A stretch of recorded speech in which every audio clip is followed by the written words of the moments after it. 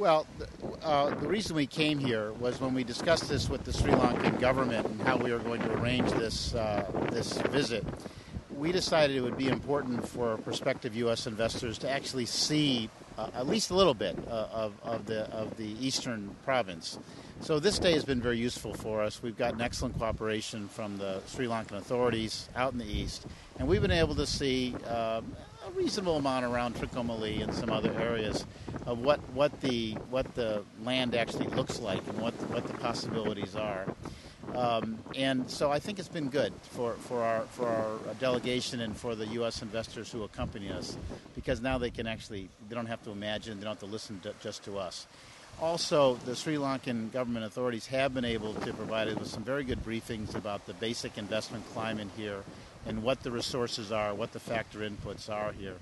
So we're going to have to absorb all this information we've got, and we've gotten a lot of it, and we'll have to review all that and think about how it fits into.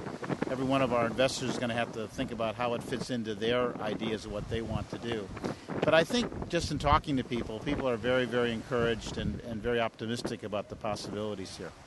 What are the conditions like in the Sri Lankan government you meet, and is that any person like to invest there?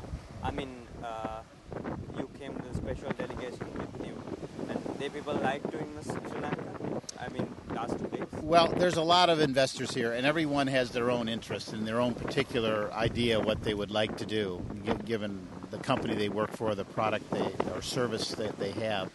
But in general, I think people have been pretty positively impressed by what the possibilities are. Now, there's a lot of questions. Obviously, businesses need infrastructure, they need power, they need water, and lots of other things. And so there's lots of questions on that. Also, the exact terms of investment will have to be worked out. I think in most cases, this is going to have to be done on a case-by-case basis with the Board of Investment and related authorities.